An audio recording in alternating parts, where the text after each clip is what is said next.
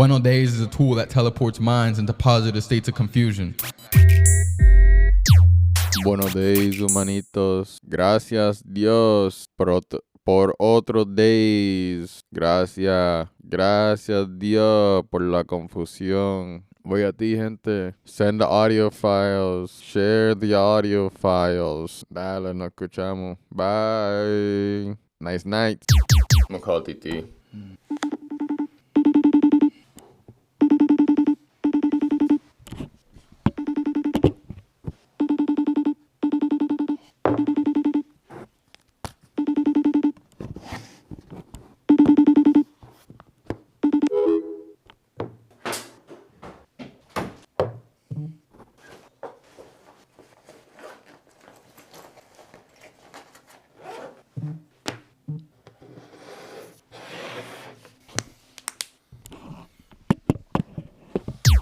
And I think I know what it is. I could just start listening. I know, that's why I just wanted to let you know. I start crying. I know.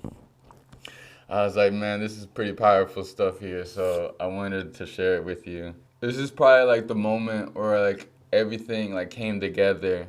Like everything Papa was telling me and like everything I heard, it all like came to one. I was just listening, just looking at the flag, everything. It was just so beautiful. And he always had the original flag. Yep. That's why I made the little cover like that, you see?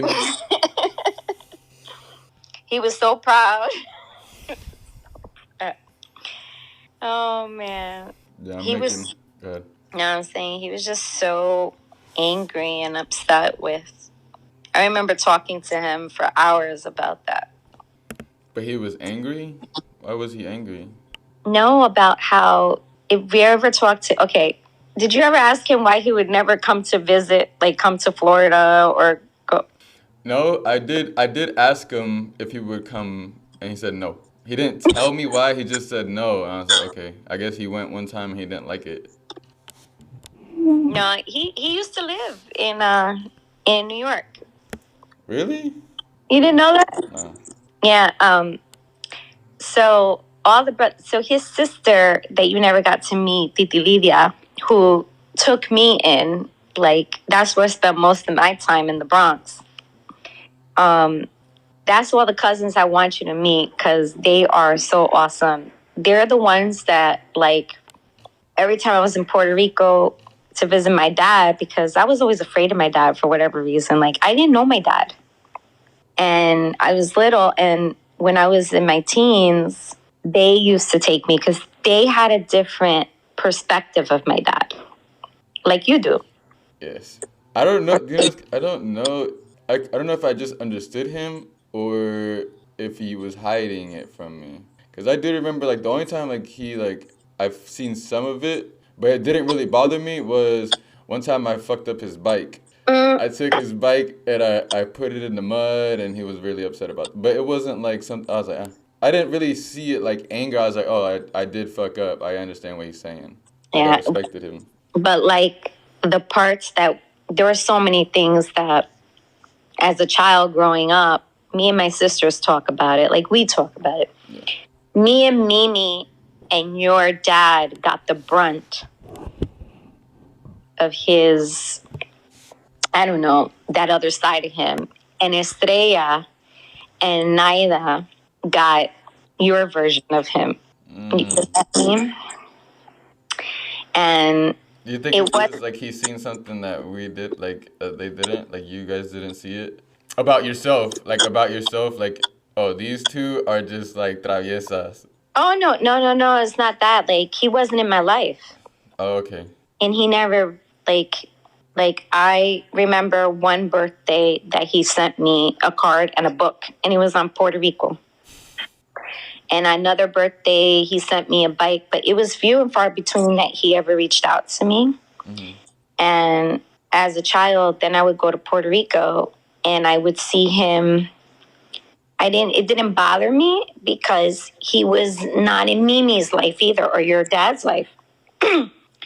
Like, he was there, but he wasn't there. Mm. He would always go up into the mountains and disappear and all kinds of things. And he wouldn't show up for me. And Mimi left when she was a certain age. It was pretty bad. And, your dad left. And when Mimi left, she came to be with me. I remember she ran away to be at my graduation, I think it was. And she went to New York, to our aunt's house in New York. And then she took a bus from New York to Florida. It was the craziest thing. But I don't know what was going on with him and my mom back in the days. But and from the little pieces that Mimi doesn't talk about things. I learned everything from Shaquille. Because when he lived with me, he was saying that, just to give you an example, it blew my mind. He goes, I'm taking back a lot of your traditions. He goes, living with you is so different than living. He goes, I know that my mom and mama love me. I know it, he goes, but they never say I love you. They never hug us. Like, you're constantly saying I love you and hugging us and telling us that you talk to us. And if we're having a bad day, you sit with us and you bring out, and then we could get to the root. You've taught us different ways of managing our anger. And I'm like, I go, you sure? I said, because your mom gives me hugs and tells me she loves me. And he goes, if you notice, it's because you tell her. And we never see that side, So when Shaquille went back, he started therapy. I don't know if you know this, and I remember Shaquille. Yeah, he was going. He was going through a lot, and then he got his mom to go with him and work things out, and he started implementing different things at Christmas, and my mom has said to him something about me, and it was all like really nice, like good, like like how she can't believe the person that I am. She was saying that to me. When I talked to her last, she was saying that about you, talking nice things about you. Oh my God! But she's so loving to me. That's why I don't get it. Like, oh my God, how can you not love her? I love her so much. And I felt always for Mama because I know my dad wasn't the best to her. But I also know that my dad loved her so much. It's a hard.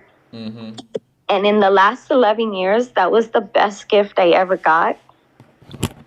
Because I got to know the other sides of them. They finally let me in. But it was only because they were finally able to forgive themselves for not knowing any better. Does that make sense? Yes. But what they didn't realize, and I had said to them, because I remember when I was 40 years old and going back, because Mimi said, please come. We need you. The family needs to know you. And I've been wanting that. That's been my dream. But they weren't ready to accept me, in that way. And my father wasn't ready. And my father wasn't ready to deal with all his demons and everything up until that point. And, our family, regardless of what happens, they're so beautiful because it's truly unconditional love. Do you know what I mean? And I have the beautiful gift of forgiving and truly letting go. And I thank God for that because I never held a grudge against my dad. I never held a grudge against anybody. And when I went, Mimi said, come. I already talked to my mom and dad. No one's going to bring up any, they're going to treat you with open arms. It was the first time I walked into that house and I felt like family. I felt love. I felt everyone had and they were so excited to see me. They were just waiting my arrival, every single one of them. And they were so excited because of all the years that had gone by. Imagine, I was 40. And the only one that ever got to know me was Mimi in those 40 years. And she just wanted everybody else to know me the way she knew me.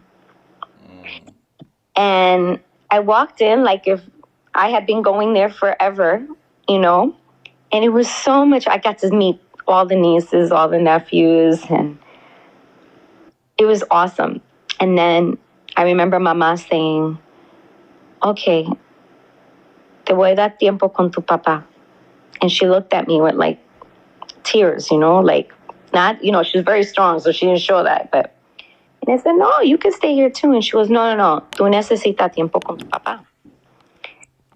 And I sat down with my dad, and he starts, you could tell how hard it was for him.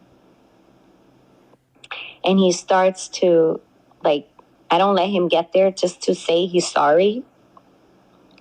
But all I did, I was like, Papi, I grabbed his hand and I said, no need for any of that.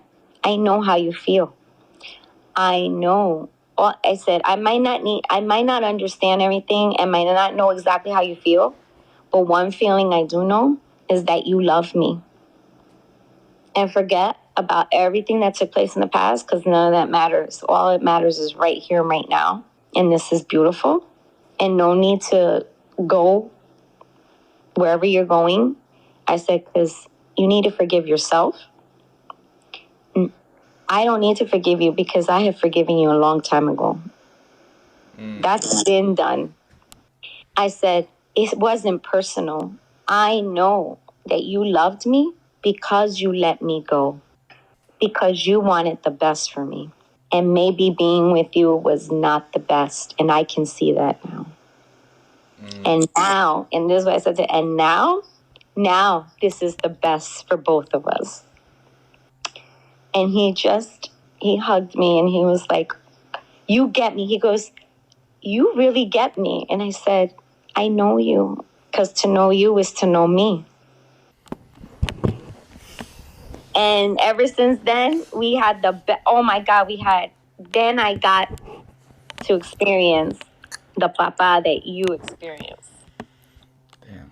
Well, I didn't never unlock that though. I always made me uncomfortable because like there was like this pressure. There's like this pressure like, oh, there's John. And then I was like, what? I just I just want to be a regular human, you know? And I felt like he was like there was something he was trying to push me towards and I didn't understand. Like something or not push me towards, it's just something like he's seen that I didn't see yet. It wasn't clear, like I didn't understand what he was wanting from me.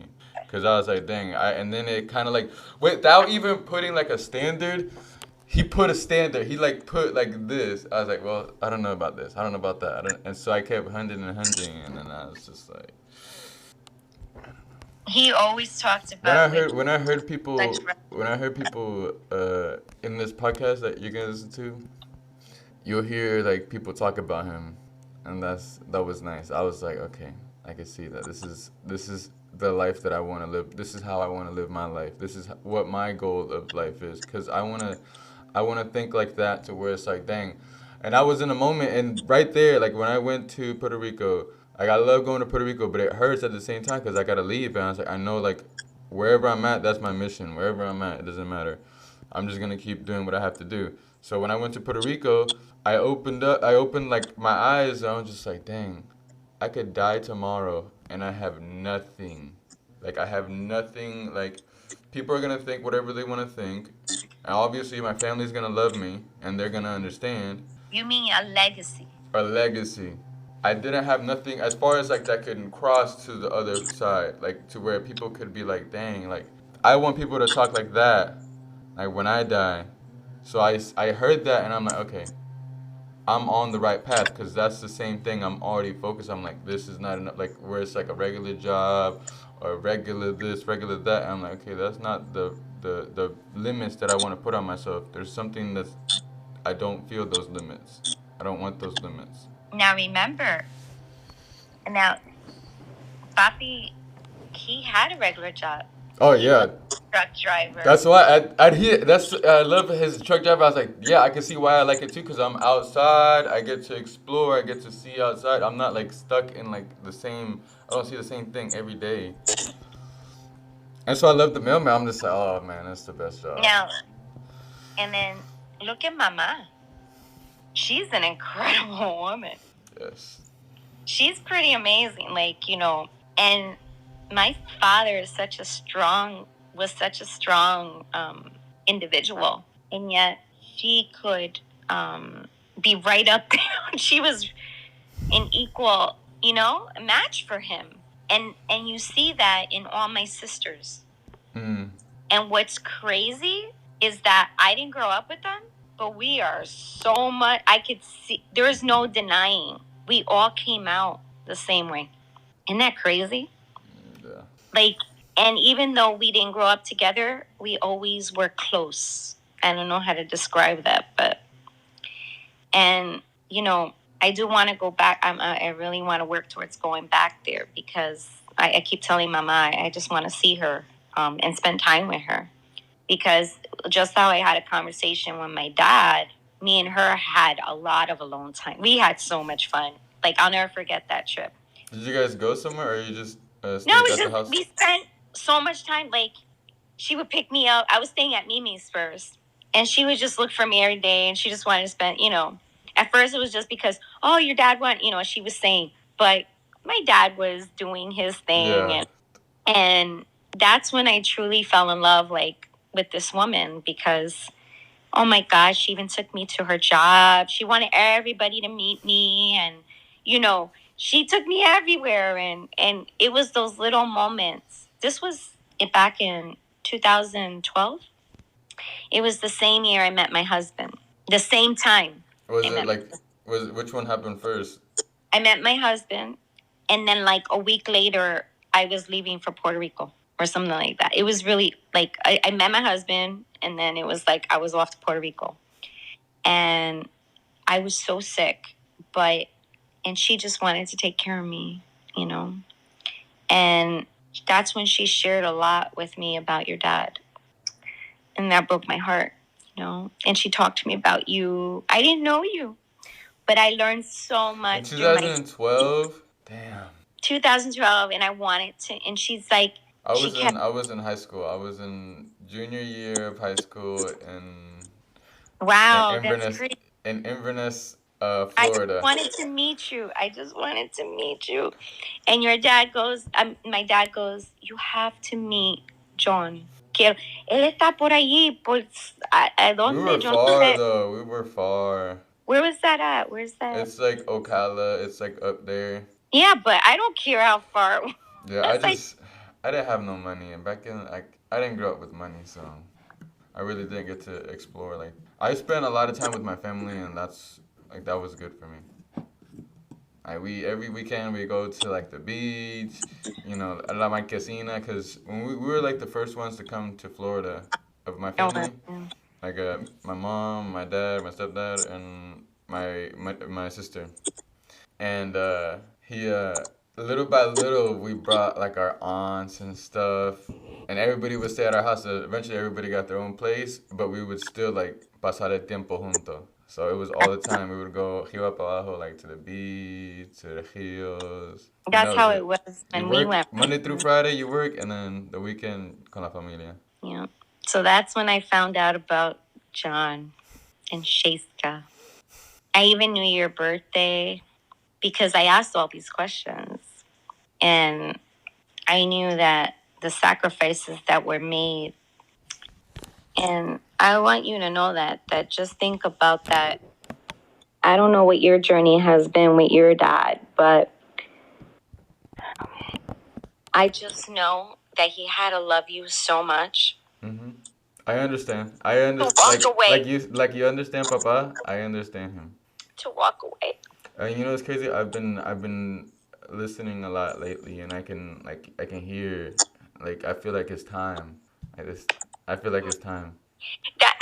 It's I think funny it's because like, I used to get those messages too, and I wasn't sure how to go about it, and I'll oh never no, I forget. already been thinking about it. I was like, oh, I gotta talk to my mom. That's it. I know my mom. If not, I'll go fucking hunt him down myself. No, I'm gonna tell you who he has the relationship with. Who? I discovered that last year. Who? Titi Treya? Yeah. Oh yeah, Titi told me about him. She tracks him down all the time. Yeah, me and Titi talked a little bit when She's got connections. She's this got. what's crazy is like even Camille coming to university here. Of all the universities you can go, you come to Tampa, right? Or something. And so I get to see like I can't like I'm stuck in my world, so I can't like get out yet. So I'm like stuck, but being able to like Camille can come over, and then that brings Titi over, and that brings you. So it's like wow, like everything is a su momento. But I didn't want to. I know when I first met you, I could. But I think about my brother so much. And then when I met you, I was like, thank you, God. I get to know a piece of him. Yeah. And I never had this with my brother. So I've only met my brother like a couple times. And one of them was from like a distance because he wouldn't even come over. Because I remember my cousin Gijo saying, don't be such an asshole. That's your sister. Go talk to her. He was 15. And I understand, like, How old were you? um, You're younger than him, right? Or I'm older. I'm oh, the you're oldest. older. Oh, you're oldest. I'm the oldest. Oh, so Me you and were. Why didn't you go to him? I did. I tried. I was standing right there, but he would run away. Like he was really like. I now understand because Estrella filled me in on his life, and him and my dad didn't have a. I don't think they had a really good relation.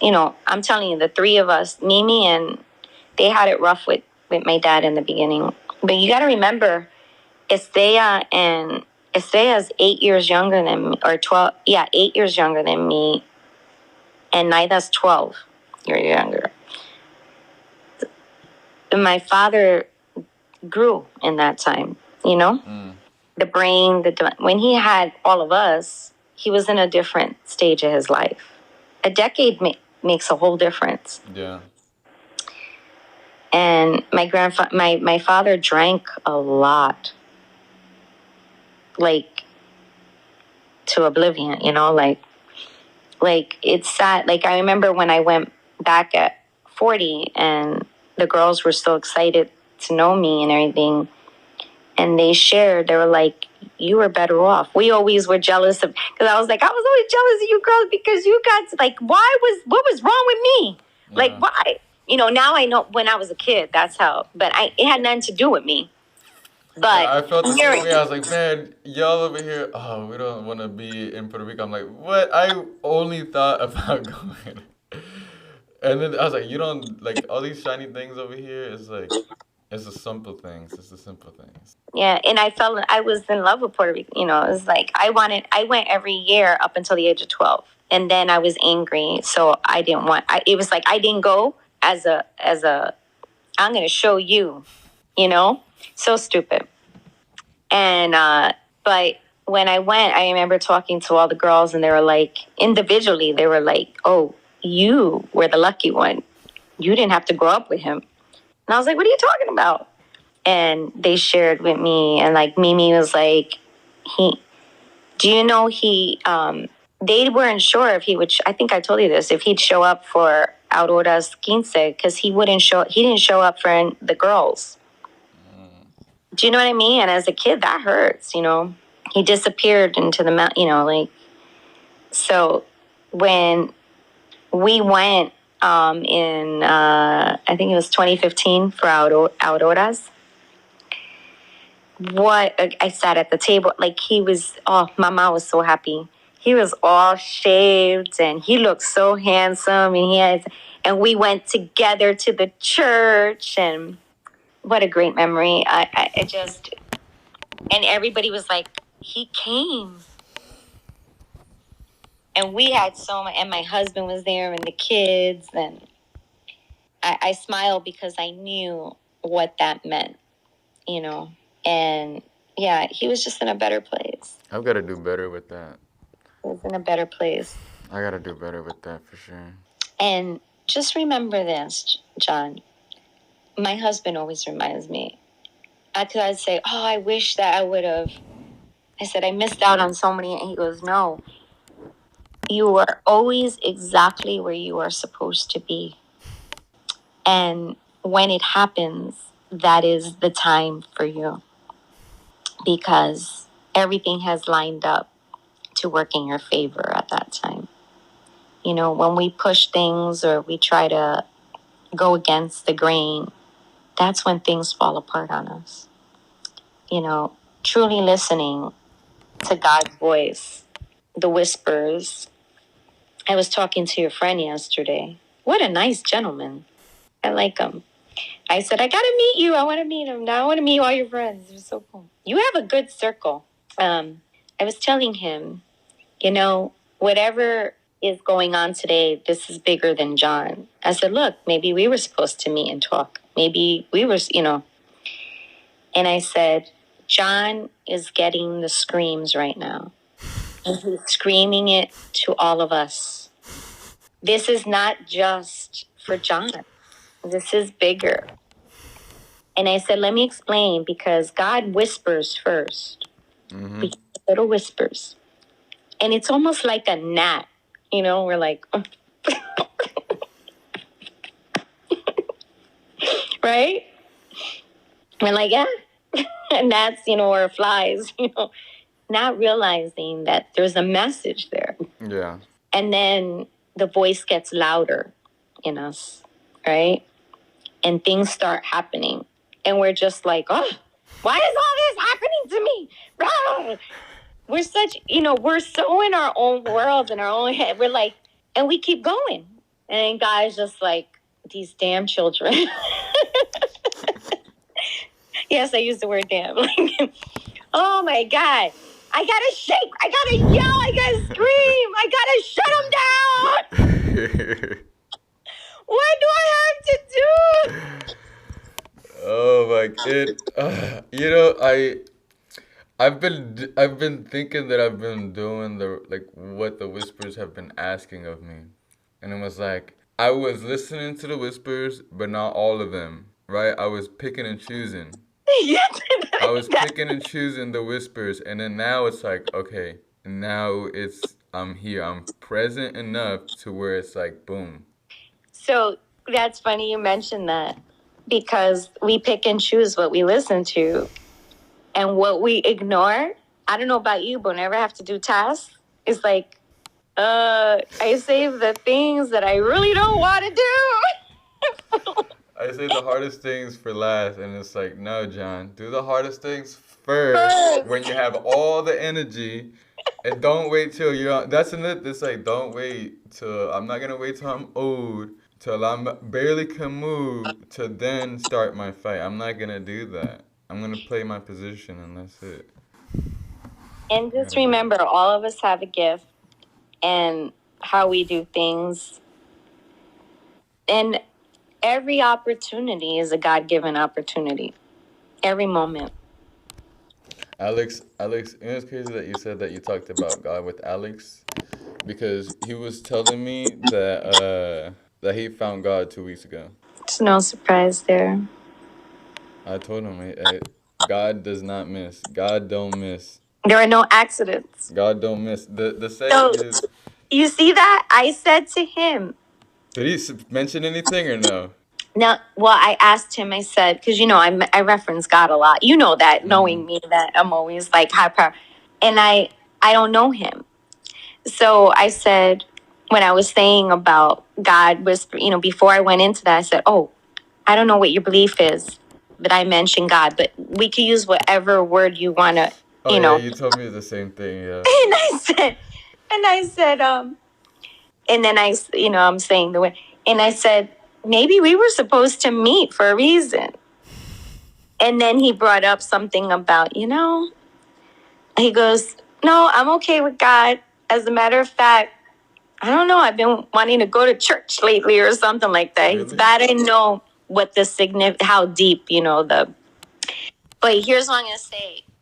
Yeah, That man. doesn't surprise me because I was told, like, so in my relationships with people, with the opposite sex, in intimate relationships, God always brought me someone who didn't believe.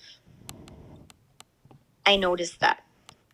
Everyone I was dating would show up in my life and they didn't believe. And they were like atheists. They were like so angry and like, and then somewhere in the middle of the relation, like, but our first conversation, that's why they would fall in love with me, was because of that part of me, the very part that scared them. Oh. And they were attracted to me because they wanted to know. And then, not for nothing, all of a sudden the relationship will end. And I'm like, I'm such a good person. I don't understand. I'm the best. They even said it. I'm the best girlfriend they ever had. But like, I never understood, right? And it was every time that they finally discovered God within themselves. And I didn't notice the pattern until my ex-husband, when I went to therapy after that. When he finally found God the night that we separated, we were separated, living in different. Fuck, they mission complete. That's why you gotta forgive him too. It's like, fuck, it's tough. That is not an easy thing. And it's tough. I was told, I said, that moment, he called me the next day and was like, I now know. And he wanted to get back together after that. And I said, as much as I wanted to be with him, I said to him, I'm so happy for you. Like, he explained, he had the experience. The Holy Spirit in the middle of the night lifted him. Like, he was freaked out. But at the same time, he felt like he was literally lifted out of his bed. And he wanted to get back with me. And I said, my love, we could get back together, but you haven't done the work. Yes, now you felt it, but now you must do the work. Because if we get back right now, I'm still me, you're still you, nothing has changed. It'll be great for a week, a month, and then we'll be back into the same routine, you know? And I said, you wanted to leave. You asked me for the divorce, but now I'm leaving you because I love you too much. And I want you need to grow without me. You need to do your own growing. I can't do it for you. He was with me because he wanted what I had. And it was not something I could do for him or give. And I realized that later, but after that, and I was in therapy, the pattern was that once they found the relationship was ended. And I'm like, in the beginning, that's not fair. That's hard. I don't want to be with anybody because now, it's a lot of work. And then what do I get? I get dumped. Exactly. And I'm the good one. I'm always the good one, and nobody ever fights for me, right? So I remember this one gentleman. I go to him, you're my angel. This old, he was helping me recover. Question, what if they leave before they find? They never do. That means they felt it, and either it scares them, or they realize that they need to be alone. And I'm going to explain why in a second. There was a gentleman, my first fiance. It was bad. It was so bad. It was an abusive, like he was an addict.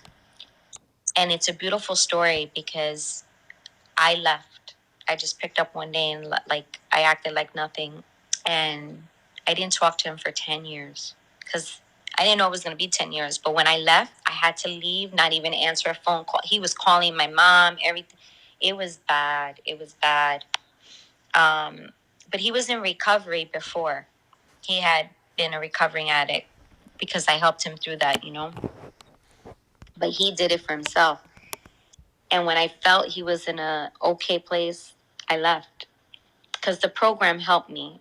And we are now really good friends. Like after 10 years, I called his mother. I found his mother and I asked her, and she started crying. She's like, "Oh my God, he's been looking for you for he's in a good place. He's this."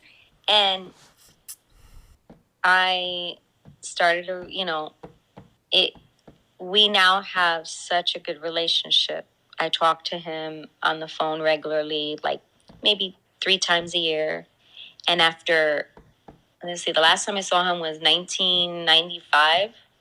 Let's see, 2005, maybe. After 20 something years, I met up with him here. I told my husband, "Hey, babe, can you take me to meet with him?" Because my husband knew the whole story and everything. And my husband's like, "You got this. You got this. Just share your location with me. Let me know when you get there. I'm here for you. I'll be there for you in a second, but you got this."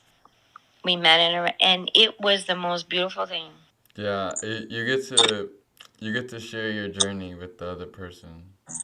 Like that's one of the things where it's like I don't see a breakup as something bad. I don't see like you ever really break apart from somebody. It's kind of like you're in a different space and time, and that's it. So they're on their path and you're on yours, and then hopefully you'll be able to live and stay alive to where it's like you guys can cross paths again and you just share. Hopefully it's in a positive. You're headed towards a positive direction. Yeah. I that's exactly, and it's a beautiful thing, and and what I learned from my parents, my mom and my dad, I'm so grateful that they didn't have the best relationship, but I never knew that from them, from their mouths. Mm. My mom always spoke so lovingly about my dad, and all she would say was, "It just wasn't for us. It doesn't mean," and she would always say that. And she's like, and she always would tell me that was made out of love. And that she just realized that my life would be so different and she didn't feel would be the best life for me, because she woke up one day and she noticed the man that was before her. And she's like, "What am I doing here? This is not the life for me, and this is not the life I want for my child." And she was brave and took a lot of courage. And she up and left, pregnant. But I didn't know that story until I was 40. Until after, it was 40 something. It was after I reconciled with my dad and everything. And she didn't share it with me. It was that my What husband. did she say before? My husband's nothing. She didn't really talk about it. We never talked about my dad. Like it was just, oh, your dad lives in Puerto Rico, and that was it. And that he loves, everything was love, love, love, love, love. Oh yeah, she used to say, "Oh, I never wanted to get married."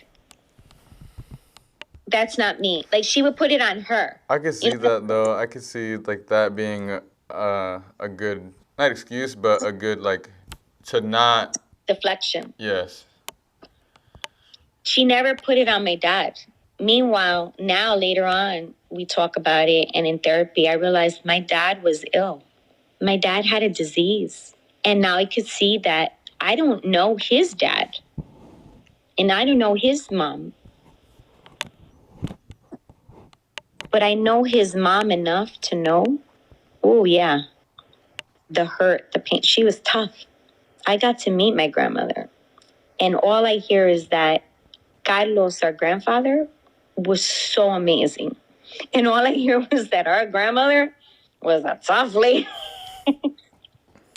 I feel like I understand that because of the times that they lived in. Like we could not survive the same. Like we are so at peace and at ease because of the time that we live. But perhaps during their time or in that location, it wasn't as easy, and so they didn't have. You can't really take no. We don't know their journey. Yeah, there wasn't no easy way. Just no relaxing. No, oh, just go to work, come home. There wasn't that option maybe available for them. And the woman, I don't know if you noticed, but the women take the brunt of everything. in hardship. The man has to do the hard physical work, Mm-hmm. but the woman has to keep it together. And it's not easy.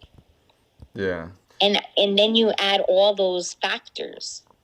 And I don't know your mom, but I do know her life wasn't easy. I don't know your mom, but Estrella shared with me a little bit of how she found you guys. Yeah. Yeah, And she had it so, really, really like hard. yeah, so that I That's don't why have the whole picture. everything I got, like everything we have, I was just happy to have food because I know like what my mom went through and like the abuse, physical, and now that we know mental, but like during those times, there was a lot of kids, so they just had it like that was it. My grandma had like a lot of kids. Really? Oh, I Yeah. didn't know. Yeah. And think about this. I don't know your grandma, but now that you said that, and there were a lot of kids, and when we go back in time, remember, people are having kids at 14, getting married. And remember what I said, what a decade makes a difference, right? So imagine, I always think about that. I look at my 14-year-old here. He can't even wipe his own ass right, like, you know what I'm talking about? Yeah, I think about like even when I was 20, I'm like, what? I could That, not. I don't even know how I would have. that Like, was me. Every year I would say, oh my God, my aunt at this age had already 3 kids by 20. And it gives me an appreciation. I might not understand, but I can come from a place of compassion. And it doesn't make everything all right. I just had a conversation with my son today. I was like, I don't know what you're going through, but how you treated me on vacation, I need to speak up. Because he just came back to us. And I said, and the last 10 years, that's been my life with the other 2 and with you since the age of 10. So the last 4 years that you have been, and he's like, that's not true. And I said, no, it's 80-20. And 80% of the time, I'm your punching bag. 20% of the time, and it's when you need something that you're kind to me. And I said, can we work on reversing that? Being conscious. I said, and let's start with who's treating you that way 80% of the time. Let's work on that. Because that's the only reason why you're treating me like that. I can see that. And it's not personal, and I don't hold it against you, and I still love you, and through all that. And then he started crying and said, yeah, I was an asshole on the trip to you and your mother. And I'm like, why? do you think he knows yet, or because sometimes I'll be an asshole and I won't even like notice, and either I know why or I don't. Yeah, I know. It's like that feeling. You ever wake up one morning or in the middle of the day, all of a sudden you're like sad or mad. Yeah. And like, what the hell? But you don't stop to think about it. But after a while, you're like, why did I just snap it? Like, and I remember as a kid always saying, I don't know. I don't know why I feel this way. I was angry. And I wish that someone would have sat there with me and talked it through, because it would have saved me a lifetime where I could have been. But I realize now, like my husband would remind me, no, that was exactly where you needed to be. It's a pressure cooker. It is a pressure cooker, yes. And in my lifetime, I know that my mission and my job is to help these kids now. That's why I'm in their life now, having the hard conversation, like helping them so that they can have a better life. That's why for me it's like hard to let go of people, because sometimes it's like, dang, some people they just need a punching bag, but you can't be the punching bag all the time. Like you have to, like what you're asking from your son is like you're asking for him to see like the boundaries that you're wanting to put up. Like, hey, I understand like people can have their bad days, but I can't be your punching bag every day.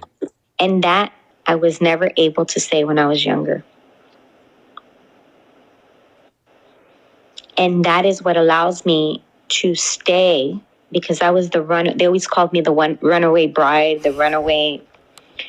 I was always escaping. I was good. I was Yo, like, Didi, hold on. Have you heard Bad Bunny's song, No Me Quiero Casar? No, I haven't heard a lot of music lately. Okay, well, there's a music video, and that's how I feel. So what you're saying is every time you feel like they're gonna lock you down, you're like, peace out. And so look, this is the best part of the song. So in the video, he's getting ready to put the ring on the girl. He's like he's on a chair, like a nice little date outside with the girl, and he puts the ring, and then he disappears. Like he physically disappears, and he's like, he takes the ring out, and he's there. He puts the ring in, and he disappears. I gotta see it. That was the best. I was like, oh, okay, I understand. Like I understand. Okay. It's like I feel like this pressure, like, oh, marriage. It's like, yo, like it's not that I can't be with one woman. It's not that. It's just, yo, I don't want a limit to like my powers. I don't want a limit. And I think you are the voice of our dad, my dad. Every time he escapes to the mountains, I feel like he just wants to be alone. Like honestly, I get that. I just want to be alone. Like I don't like living in my room like alone, but it's like I like this a lot. And that's scary. That's scary because we could get to a place where I know. No, I'm just speaking for me. Okay, so you so need to meet Danielle. I keep talking about this all the time. You and Danielle and me, I feel like we're like the same. I know we're all the same person, but oh my God. Me and Danielle would have these conversations and we'll be like, it's so nice to speak the truth. And because anybody else would think we're crazy. Like, anybody else would think like, they take it personal. They're fucked up in the head. Which we are a little, but we have enough grounding us. Yes. To bring us back to, but we say things that people don't say out loud. Mm-hmm.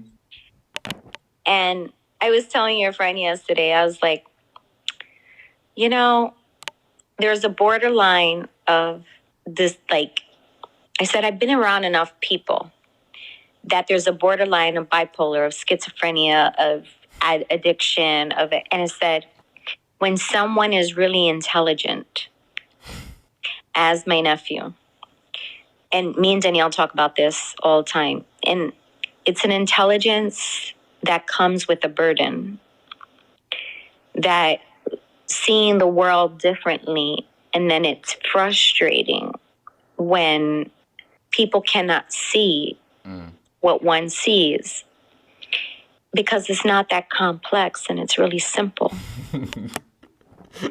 And we're like, what the fuck is wrong with everybody? I didn't talk to a friend like this because he didn't think I was crazy. Yeah. That's the thing. We can't let everybody know that we're crazy. Okay, now I feel better. Crazy people can talk to crazy people. That's it. It's like...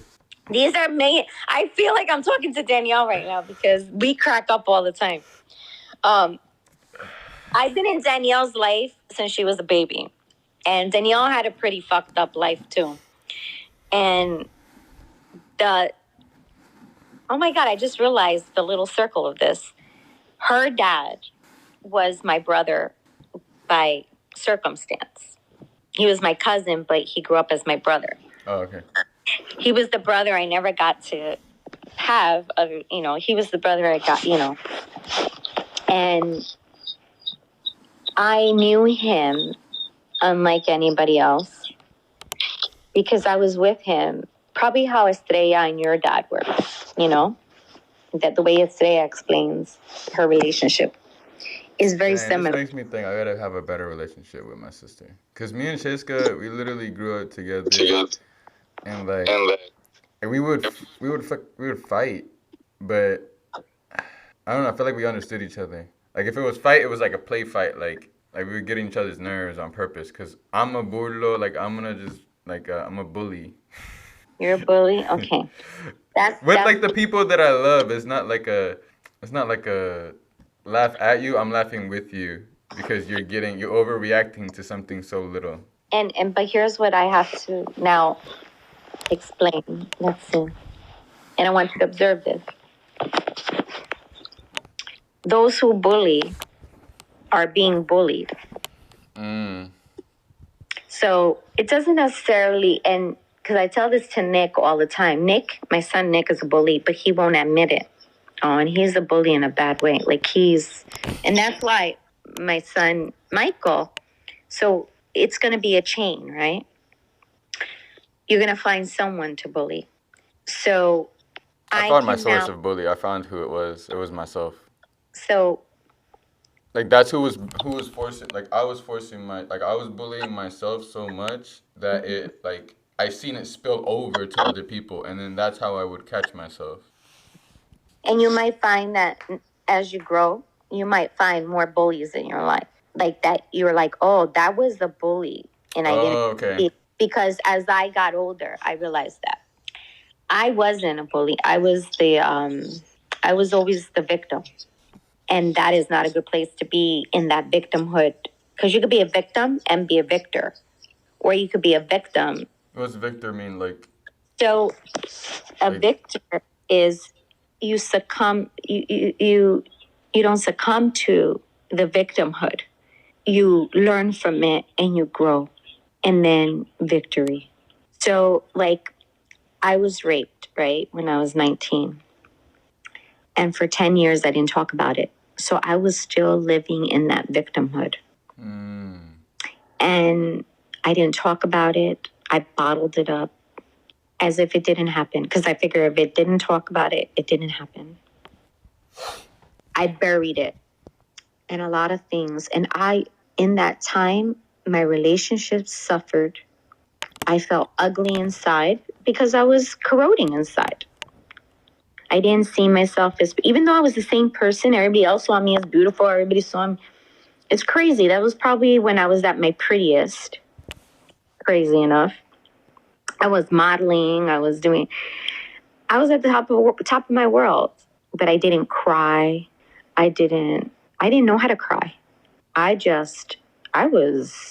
remember my ex-husband telling me I was a robot. Like, you broke up with me? Oh, whatever. Like, on to the next. You know, I was very like, I was a bitch, you know? I was still kind to people, but in relationships, I treated you as, all right, everybody was expendable or whatever, you know? And it wasn't until I started healing that part of myself, and it took a long time, and that's when I met my husband. And that was when I could have a relationship with my dad. And that's when, like, everything started coming together after the healing started to take place. I had to forgive myself and realize I'm not a victim. That was just something that happened in a moment in time. I was not wrong. I was not right. It just happened. I put myself in that situation. I know people don't like to talk about that. Through the therapy, and not in a bad way, but all my choices led to that. It was like maybe at that moment in time you were just naive. Yeah, everything, you know. And that's what I'm saying. Like, your brain doesn't develop like until you're 25, 26, 27. You're having all these awakenings right now. And this is what I was telling your friend. We don't know what's going on with John until we talk to him, right? Because I explained to him the brain develops, and all of a sudden we do this. Holy shit! Oh my God! I got a race! Oh my God! Because that happened to me when I was telling him, it happened to me when I was 25. Everybody happens at a different time. I think it happened to my mom that morning when she woke up. Just like that. Oh shit, I gotta leave. It's the whisper. It's that voice. It's that feeling. It's the presence of our consciousness of God. You know, call it whatever. We like to call it I would love for you to go to my church one day because they talk like this. It's not like a Catholic. It's unlike anything. It's so cool. We meditate and we talk about the. What do you mean meditate? We meditate in church. Like that's how we start our. Is it like looks like a regular church, like with the booths? Yeah, it looks like. I mean, it's just a regular church. But what does it mean, meditate? What is that? Just like silence or? Yeah, it was silent, and sometimes it's silent. She does the bell. It's only for like 5-10 minutes, and or she'll walk us through a guided meditation, and it's all about this listening. It's a beautiful thing. I wish I wish you could be here on a Sunday one day to go with us, and it's just an energy. It's different from what I grew up in the Catholic Church and all that. But it's Christ-based. And it just talks, like, so at 25, I had this epiphany. Like, what am I doing? I'm homeless. I have nothing. What have I done with my life? I'm not living my purpose. What the hell? And then I saw everybody else around me, like, my friends were, like, married and had kids, and they were all, it seemed like their shit was together. Mark my words, it seemed like they all had their shit together. And it seemed like I was just a total, what the fuck? And I'm like, I'm a good person. I'm a smart person. I look all around of where I'm in the streets in Hell's Kitchen in New York City, in a fucking crack house. But this is not where I had my epiphany. I had my epiphany. It was in my boyfriend's house at the time, his parents' house. And they have this beautiful home. And nobody knows how I'm living because I'm a bottle. I don't share because then they're going to rescue me. And that's how I feel. I feel that. I got to get my mission complete. I can't have anybody pick me up and snatch me out and rescue me. Yeah. I'm just telling you where my mind, but I kid you not, I go into the shower. I'm having this depressed, I'm like my life, like I didn't know what I was feeling. Are you ready to run, but you don't know what direction? Yes! Like, oh, okay, I didn't know the race started, let's run. But it's like, okay, which way do I go? Okay, which way to go? Which way do I go? And where am I going? So I go into the shower. This is a true story. I'm with my boyfriend. I'm miserable as hell in this beautiful home, this beautiful family. He's 19. I'm 24, 25, going on, I think it was my 25th birthday. And I go in the shower. And in the shower, John, I swear to you, things always happen to me in the shower. And they say that there's, I forget what they call that frequency.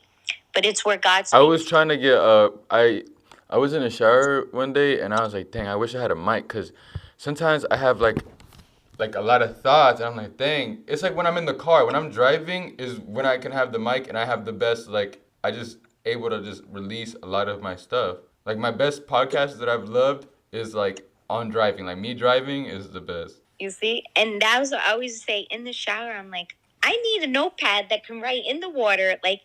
or something. I'm gonna get you a mic. I gotta look it up. I haven't really looked it up because I'm not trying to buy another mic right now. That's okay. Well, tell me, send it to me so I can buy it. All right. And anyway, and so this happens to me in the shower. I have this it was all revealed to me. That snippet, that part of my life. All of a sudden, I heard, you have to move to California. I swear to you, this is the way. You're moving to Los Angeles. You have to do it by January. And they gave me the date. And you didn't even question it, right?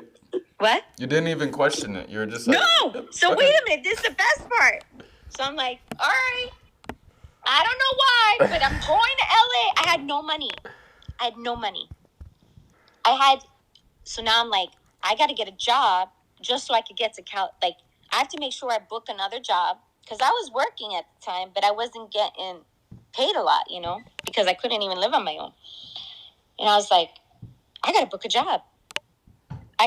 So I can leave. This is all in the shower. And just, okay, now I know I said I'm going to get a job. I'm going to book a job. It's almost like you're taking notes too. As you're like thinking about it, you're in the brain. There's like a notepad. It's like, okay, I'll write this. Okay, and then I gotta do this. It's like what? Yes, that's exactly. So then I get out of the shower. I'll never forget. I have my towel on, and I go and I walk, and Steve, my boyfriend, walks past me in the whole, and I'm going to the room, and I said, Steve, I'm leaving for LA next month, and he's like, what? I said, yeah, God just told me I have to be in Los Angeles. And I have to go next month. It's that imperative. He's like, what the hell are you talking about? We're together. Because we had not even been together a year. I don't know what it was. Or 2 years. We were going on 2 years or whatever. I don't remember. We had just made our 2-year anniversary or something like that. We're going on. And he's like, you don't care about me? I said, no, this has nothing to do about you. You can come with me. It's like, you can come. But I gotta go. And I gotta go now. And I'm getting dressed, and I'm like, I gotta go back to New York. I gotta go. I was in Jersey. And he's like, what are you talking about? So we had a talk, and he's like, well, I love you. I want to go with you. And I'm like, okay. But I didn't have a plan. But God kept putting me and saying, you don't need a plan. Just trust my plan. But you couldn't. Did you explain? Were you able to explain that before? Like, were you able to explain like, oh, this is just God? Like, I couldn't explain it. People just thought, oh, this guy has no plan. I was like, no, I don't think you need to. No, so this was the first time in my life, because my mom never questioned. My mom was the best. She never used to question me. So therefore, I never had to explain. But now I was in a relationship with a guy who did not believe in God. You understand? So I didn't even know. And I think that's now hindsight, as I'm speaking, now I know why all these things happen this way. It was to show and have him believe and trust in something he couldn't see. Mass faith. Because that's how I've lived my whole entire life. And so, but I didn't factor in that he's 19. Yes, he was away at college. We just came back with, he had just gotten back. He's with this older girl who's almost 5 years older than him. Imagine what his parents were thinking. Hold on. Holy shit. Honestly, that's kind of like my first relationship was like that. Like, she was younger. I was about that age. I was older than her. And we moved to Tampa. And it was kind of like that, where it was like, I mean, Alex was over here. But it was just sometimes like, I think this is where I need to go. You just knew. Like, you heard it and you felt it and you went. I was like, I don't even know if it's because of school, because I did go to school. Like, I did come here for school, but I didn't, like, I didn't come here for school. I came here, just for here. I liked this area. I like this city. I don't know. I like to come to the beach. I like to do activities over here. There was just something like, God drew you there. God put you there. That's crazy. So, yeah, you know what I'm talking about. And this was before. Now it's all freaking popular, and there's freaking a lot of people here. But when I was going to I didn't want to go to California. My mom had told me when I graduated, before I graduated from college, she said, you should go to California. And I was a New Yorker. I was like, nope. If I can't make it in here, I can't make it. What is it with New Yorkers and California people where it's like, I'm gonna travel to the opposite side. I'm not gonna go just no, there's like 40 something states in between. You could pick any. You're like, nah, let's go all the way to the other side. God said, like, no, well, for my business, yes, there's only two options. Yeah, you're right. Yeah. So I was like, well, now you have Atlanta in between now. Now you have Atlanta. So I resisted. And that's what I'm talking about. When you get the call, like my mom, and I knew it in my heart. And all my friends that I graduated with, they were going to Los Angeles. So I could have went with a lot of friends. But I went back home. Like it was a patria. It was like that was my home. That's where I was from, in the Bronx, and the whole. Unless you're from New York, it's so hard to. It's hard to understand that. And once you live in New York and you're raised there and you do travel, because I've traveled, I had already by the age of 19. Was it easy for you to like not blend in, but just like be with the people of California? Like, because I know it's like two different kinds of people. So New that York was, is like, I feel like New York is very fast. and New York is very raw and very real. Well, the New York that I grew up in, we were people that not oversharers like this, like not like very to ourselves. Your friendships were quality. Your family was everything. You know, New Yorkers was about, it's weird. Hawaii uses the word ohana. And they're a lot gentler and everything, and they're hardcore with but New Yorkers are hardcore. And if you're a New Yorker, you are there for it's hard to explain. But what I didn't realize is I was my grandmother. I was my father. New York is like another person. The city itself is another character. And it's that vibration that I connected with. But it was that time frame, because now I talk to a lot of New York, my friends that are there, my family, they're like, it's not the same. I think I know why I'm here. I think the city needs that. Like, the city needs that vibration. They need to speak up. Like, their podcast, like their sound waves. I went to I went with Alex. He bought me a ticket and I went to my first hockey game. And it was an experience. It was such a good experience. Like, I felt like, oh, this is what the city feels like. Like it's, imagine a hockey game in Tampa, in Florida. And it was lightning, and it was like, you could just feel the energy in there. And like when the people came out and there was a presentation, there was like somebody that had played, it was their 1,000th game. They've been playing for like a long time, like maybe I think 10 years, I believe. Wow. I'm just like, wow, if that's the lightning, then the thunder is the sounds, the vibration, you could still feel it. I could feel like they have like these little electricity things on the corners of the stadium, and you could just, you could feel it. I was like, man, what if this was like how the city just operated at all times? Because when you walk around, like, people don't really talk to other people. People don't really, like, you don't feel nothing. You're walking around and it's just like, there's just zombies outside. Well, it's strange because New York, we had a code.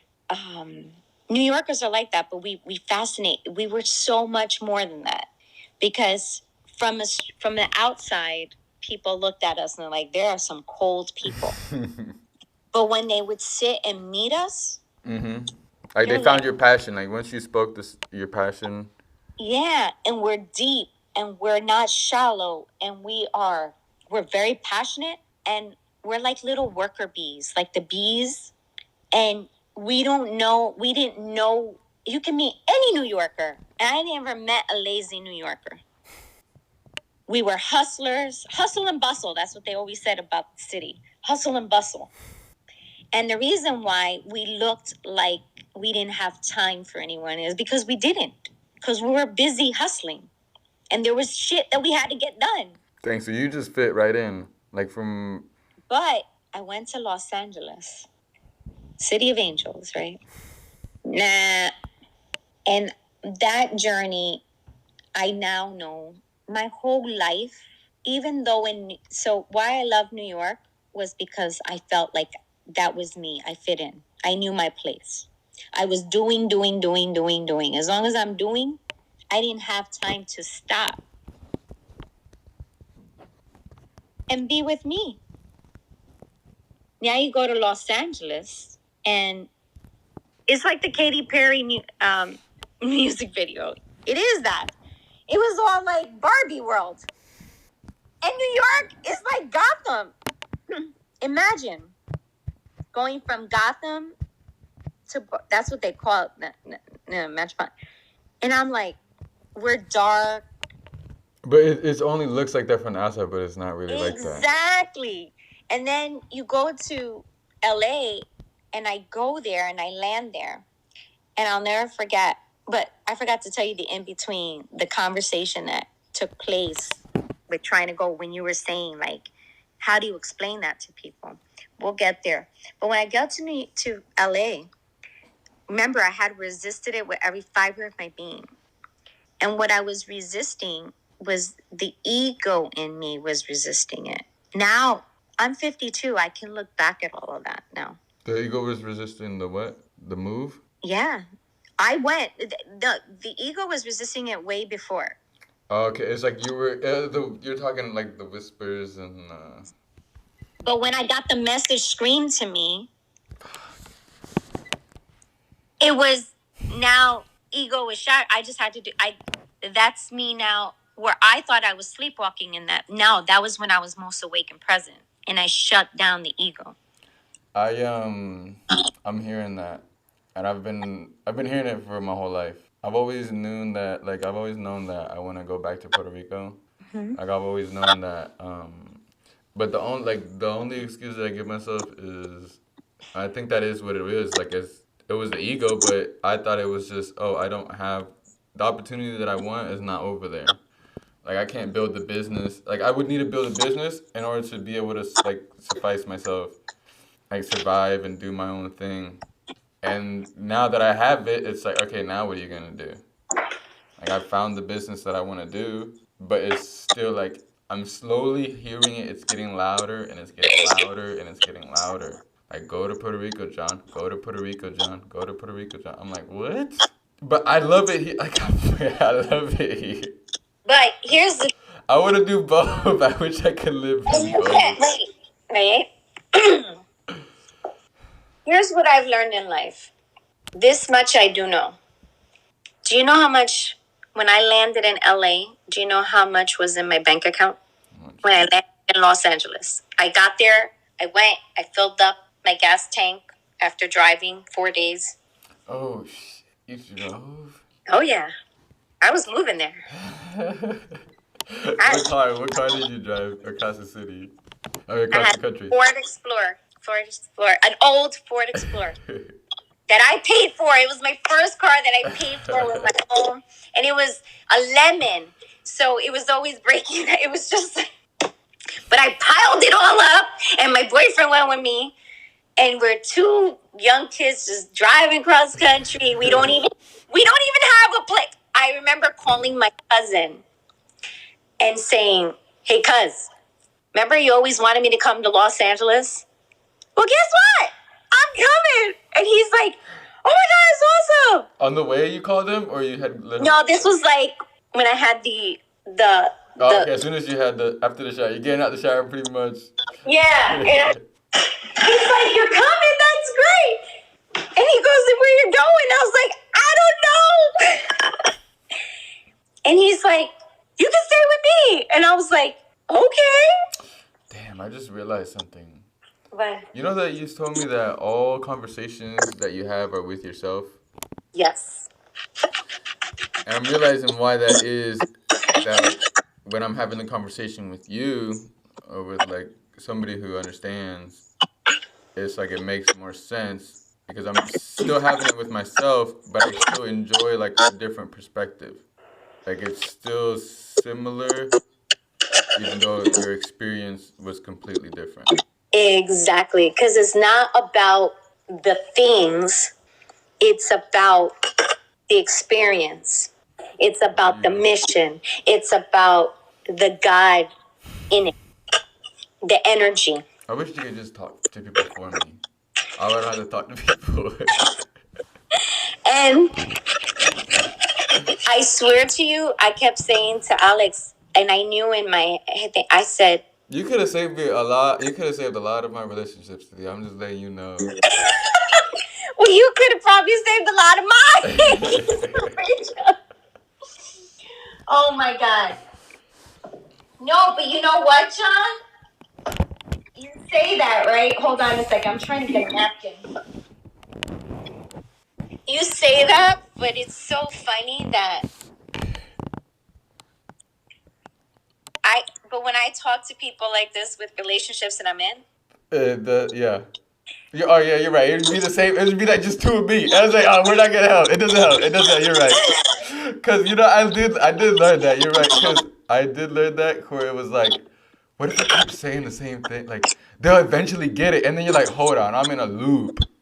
I'm in a fucking loop. I can't. Holy shit. When that happens, when that epiphany happens, you're like, oh my God. What the? Groundhog Day. It's fucking Groundhog Day all the time. It's like you don't want to be like, you know what? It's like you don't want to change, but it's already been changed. Like it's already changed. Yeah. So it's easy because I am talking to me. But even when we're in those relationships, right? Because every relationship is with ourselves.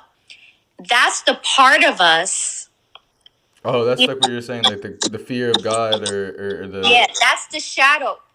So shadow work is this exactly. It's because we have the positive mind, the neutral mind, and the protective mind, or people like to call it the negative mind. But it doesn't mean exactly what you think it means. I swear, we have to spend so much more time together because that's why Danielle comes here a lot. When is she coming back? I don't know. I just never know with her. Like she'll just say, "Didi, I'm coming." That's how I am too. Is we're the same people. We're the same people. Like we don't plan because it's when it's spoken to us. And that's the part that's hard for others to understand. They either will see us as whimsical or crazy or I don't know. Back then, Tony's just spontaneous, No, it's that. But that's like the only word that they. It does explain a little bit, but it's like it's not the truth. But I guess you could use that word, but I'm not gonna agree with it. You can say whatever you want, but I'm not gonna agree with it.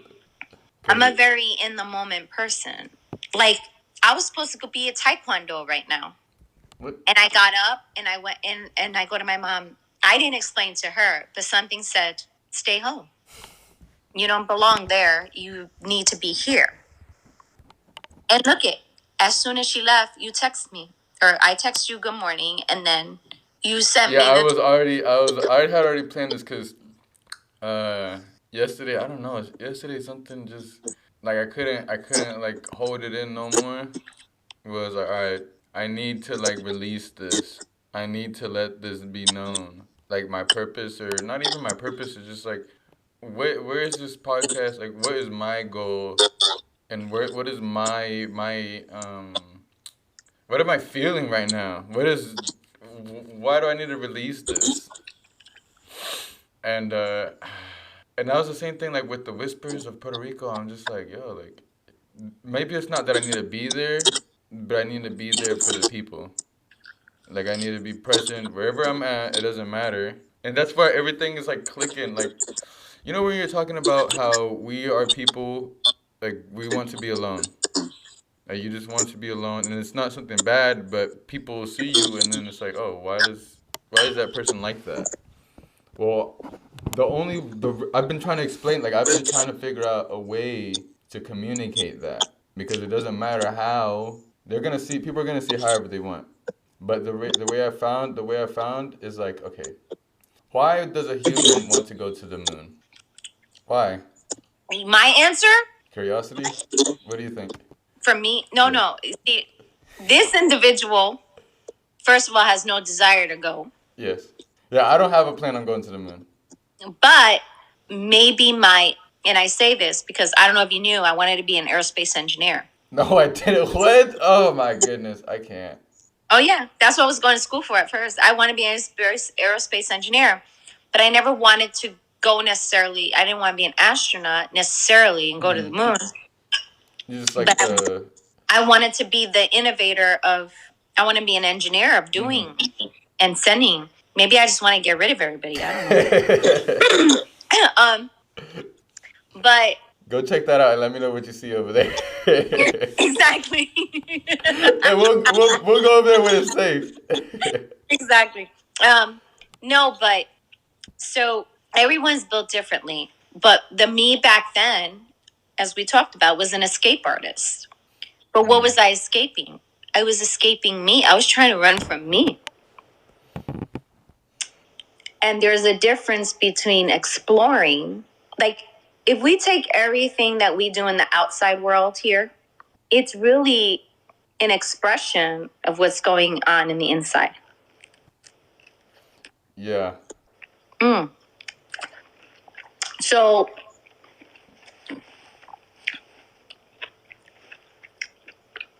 That's why I like the like the pride that I have for Puerto Rico and the unknowingness of someone who is born on the moon is how I feel inside. So I'm Boricua, aunque nazca en la luna. And like that just sticks. It just sticks into me. It's just some like you know how like you hear some things throughout your life and some things just stick and you just like you just hear it again. But nobody says it. Nobody says it. It's just you talking within yourself. It's like, oh, why does these little words keep popping up? And so what I found is like, okay, now now the mission is how do I get people to see that part? Because I don't want them to, it's not like I'm deflecting, because it's more like, yo, understand me, understand like what I'm trying to explain of what's going on within me. And if you enjoy the experience of taking your imagination to the moon, then that's okay. Like if you can benefit from that, from being alone with yourself, then that's okay. I know it benefits me to be alone and to imagine myself in any position. So for me, because remember, I know numbers and I know which are helping me to understand me better. For me, I now know that being alone is I need to be alone to recharge. Mm. And here's why. I'm an introvert, but I have no problem acting as an extrovert. I know people are like, you're an introvert. You're not an introvert. Oh, yeah. This is what me and Danielle talk about all the time. We're crack ourselves up.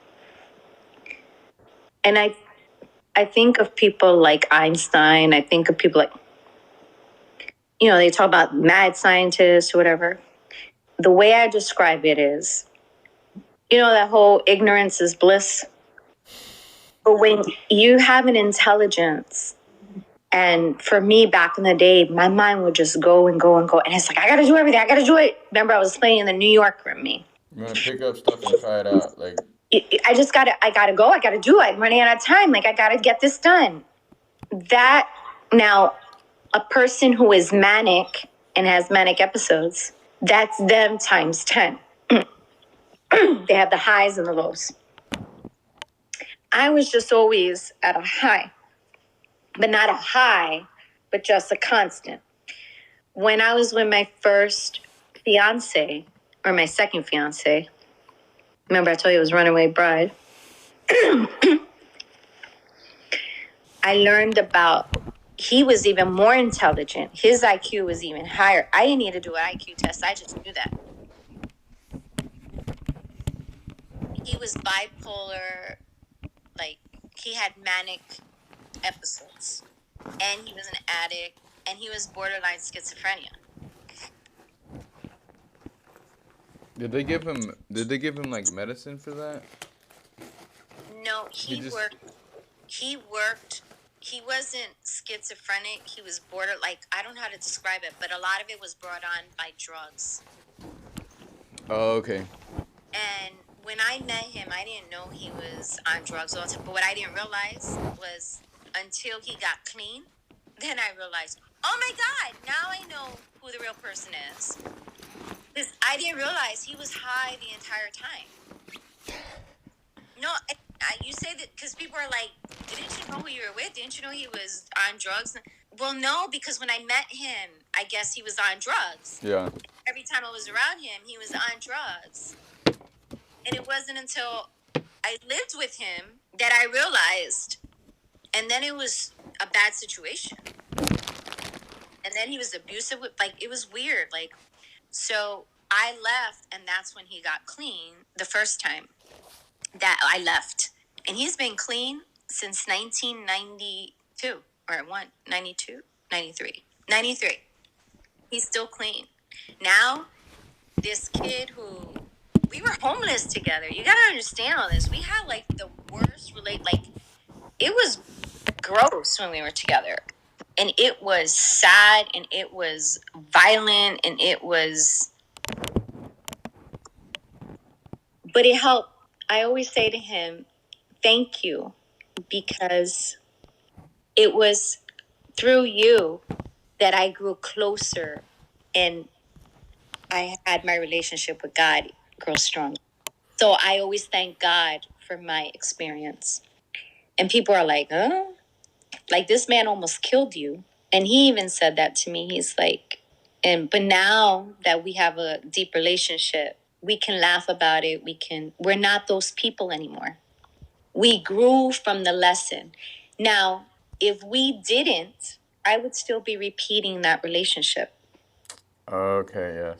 So if I would have chose to ignore that then at 24, but thankfully my brain started developing, because at 25, and that's what I was explaining to your friend, it happens between 25 and 28 for most people, where the light comes on.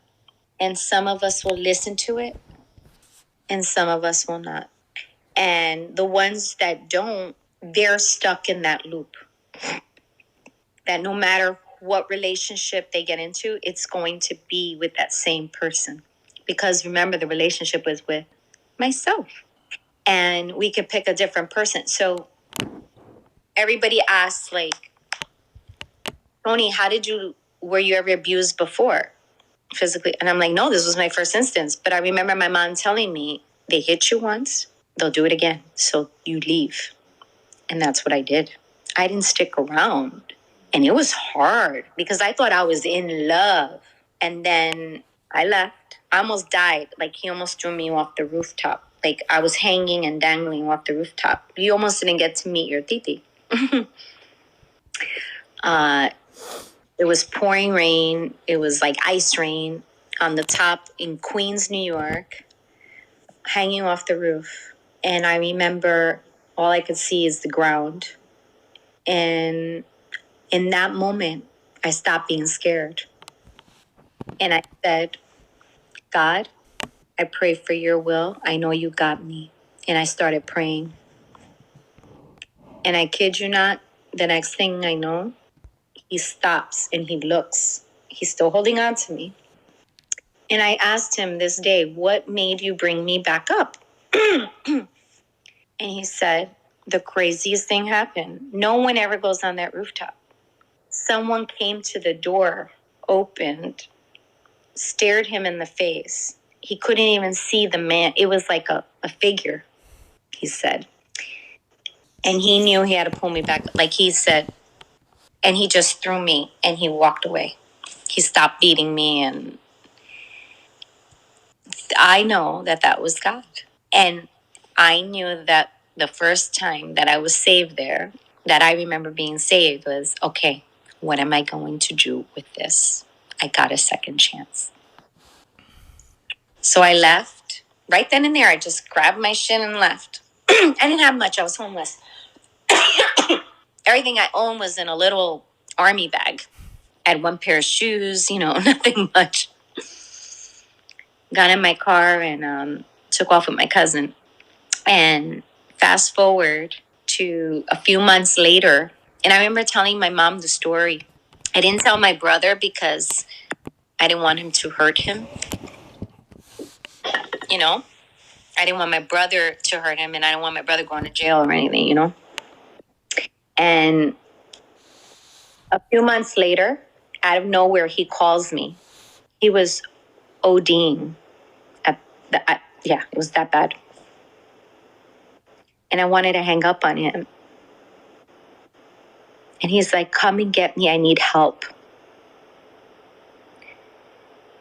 And I was torn because the first voice that I heard, the whisper,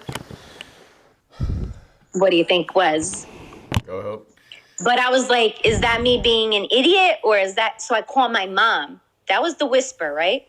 So I called my mom and it wasn't my mom talking to me. So this day, it was God, because my mom, what mother that knows that almost died at this man's hands would send me to this man. She said to me, these were the exact words.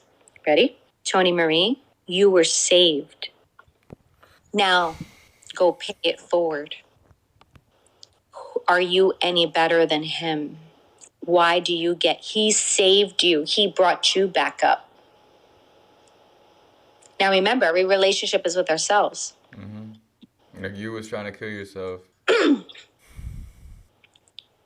And so I went and I got him. And I brought in, I'll never forget what he was in a bad way. He was shivering. And I did what I could. And I nursed him back. And at the same time, I called his dad, who lived in Indianapolis. And I said, come get your son. You don't know what's going on, but he is not well. And we've been homeless, and we've been, his father's like, what? His father hopped in that truck at that moment. His dad was there in because I think it took 12 hours, but drove right through that. It was nighttime. He drove all through, and he came and he picked him up, and he said, thank you. And he was angry at me because he did not want to go back to Indianapolis. He wanted to stay in New York, but he went back,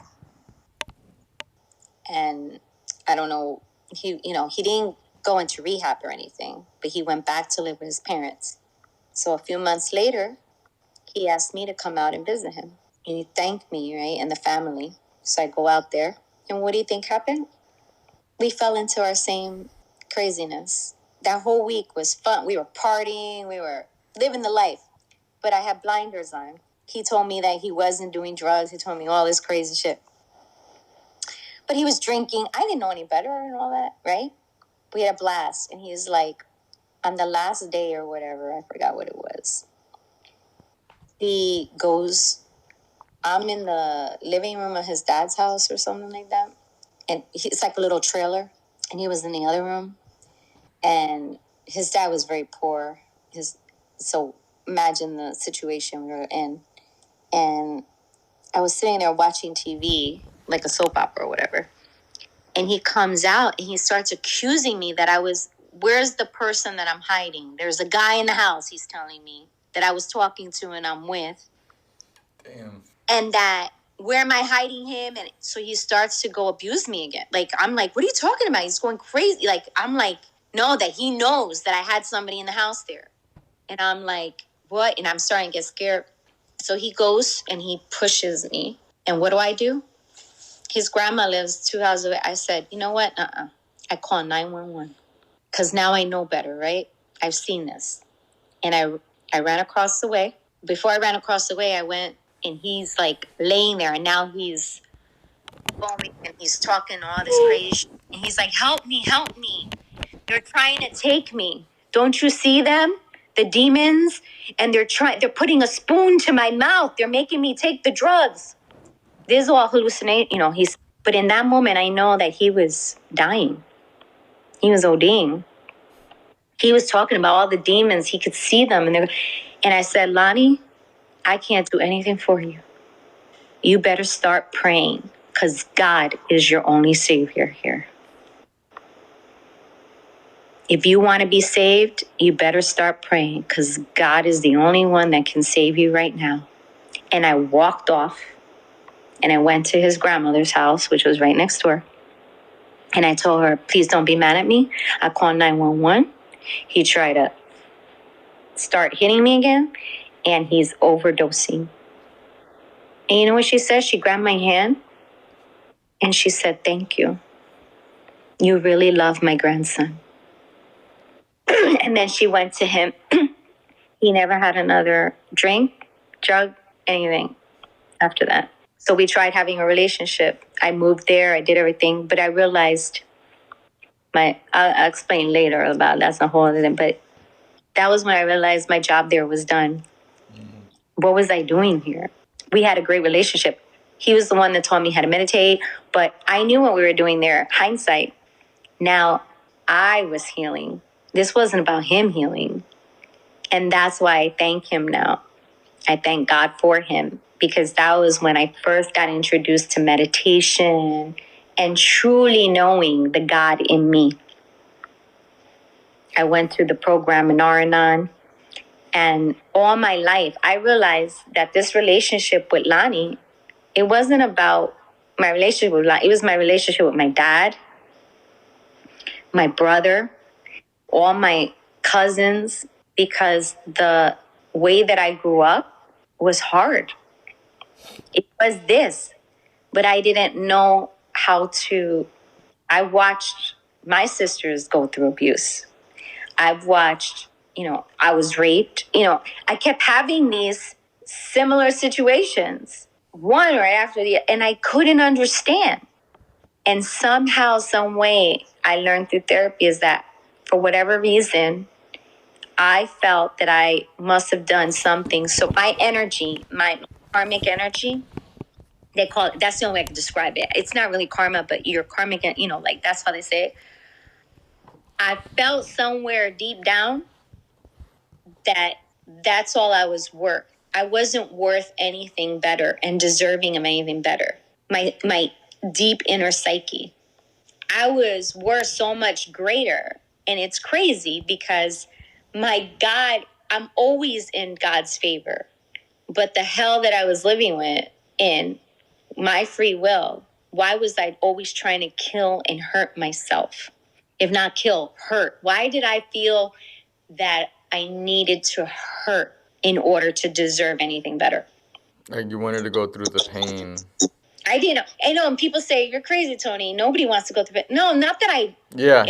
I know, no, but I say it like that, but I think it differently. I say it like that, but I think it differently. No, but you said it the way I would say it. Oh. But others are like... It's like I was in the right place, though. It was like you were just in the right place. I don't know how to describe it. And I remember my one doctor saying to me, I remember when I got then my illness, which is another blessing, which other people were like, oh my God, how can you call that a blessing? It's like people don't understand. Like that trauma I went through. Now, if I didn't learn the lesson in it, then it's not the blessing. It's the curse. You get it? It's like, yeah. But in every trauma, there's some beauty. We just have to be open to it. Because there's shadows. Everything has a shadow, right? Love, fear, right? What they call it, like in the cartoons, the little angel and the little devil, right? So they're both pulling on your little earlobes. They're just like, yeah. Like this. So going back to when you were saying, oh, Titi, I wish you could have had the conversations. And I'm like, but what to do? Because those other people that we're having those conversations with, that's the shadow part of us. And I now look back and I'm like, and all the conversations I had, I was like, you're making me sad. You're making me have a miserable life, or you're because of you, or because, no, yes, because of you, That's just the part of me that I'm choosing to listen to, because the work over here, listening to the other part, is too hard, and I don't want to do it right now. See how we came full circle, right? I have this list of things to do, but this is easier. So I'm just so fighting with this other person, myself, that part of me, that's so much easier because it's just a back and forth and I know it. It's familiar, uncomfortable. It hurts, but damn, to get to the other side over here is going to hurt so much more. I'm not ready.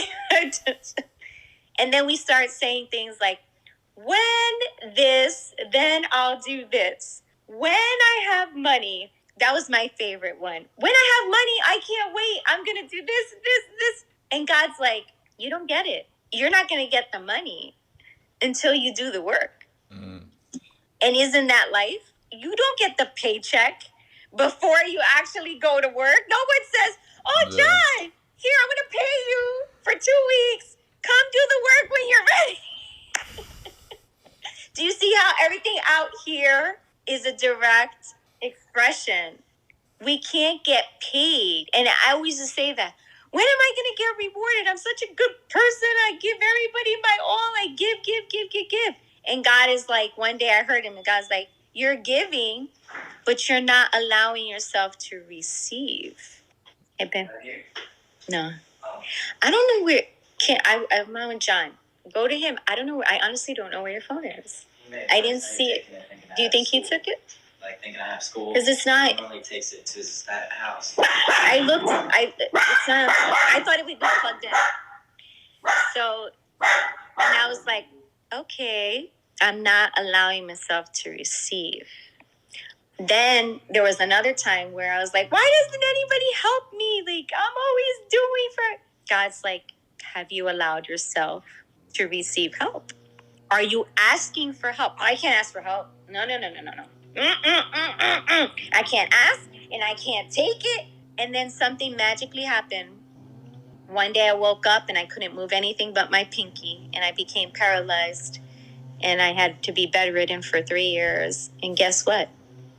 I couldn't ask for help, but now it was being given to me, and that was how I was taught to ask for help and learn that. He said by his bed on the charger. By his bed on the charger? Okay. I was looking on the thing. Hold on one second, John. Say hi, John. Hola. What up, dude? How you doing? Good. What's up, Bob? Nothing much. Just got back from Taekwondo. Nice. What about you? Good, just chilling. That's cool. Is that John? Yeah. Hi, John. What up? Bendiciones. God bless you. I love you. How was your New Year? It was beautiful. Oh, that's great. Oh, yeah, you went to Justin? Or you went to... I went to my uncle's my uncle's brother, and then my mom showed up, so I got to hang out with my mom. And your sister, or no? One of my sisters went. Okay. Maria Elise. The little one? The midget, yes. The midget. Was your brother there? Yeah, Marisol stayed with my dad, Okay. so my dad wouldn't be alone. He's out there with I can't wait to meet them. I just want... I know. Well, I saw your brother on FaceTime with you. Yeah. That one. Yeah, he's still trying to find a job and stuff. It's just he was gonna live with my dad over there in Ocala, Beverly Hills, but then he decided to move back to Apollo with To where? To Apollo Beach with my mom. Oh, Apollo Beach. Is that near you? That's like 30 minutes. It's like 30 minutes from Okay. Brandon. It's kind of like south of Brandon, Riverview. So, when you coming to visit us? I know. I want to see him when he gets time off. He doesn't get a lot of time off, I'm sure. What's that? I'm sure you don't get a lot of time off. No, what's that? What are you eating? Oh, a fig. Oh, he's on FaceTime? Uh-huh. Yeah. Oh. I didn't know you were on FaceTime. Is this your leg? What's my knee? Hi. I can't see you. Oh, go ahead. Okay. Now you can. Yes. How you doing? Good. You look good. Thank you. What'd you call it? What were you saying? No, I was telling John the story about when you sent me to help Lonnie. I was like, what are you talking about? And you told me, God saved you. But anyway, I remember I was so young when that happened. And I remember coming back to Orlando to visit. And I was so angry. I was so nobody better do drugs. Because I didn't know. Everybody around me growing up, I saw my first drug. Oh, fudge. My phone died.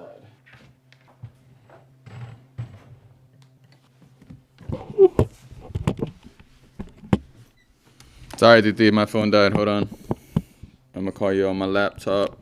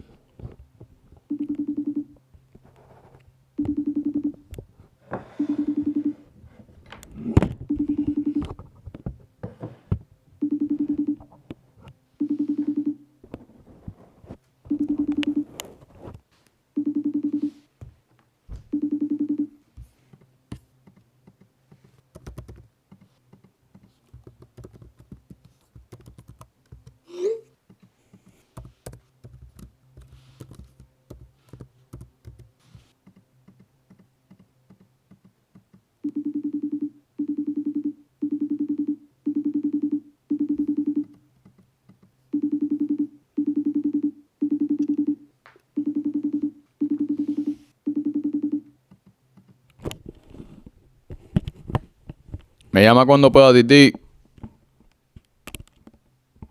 Love you. Nice.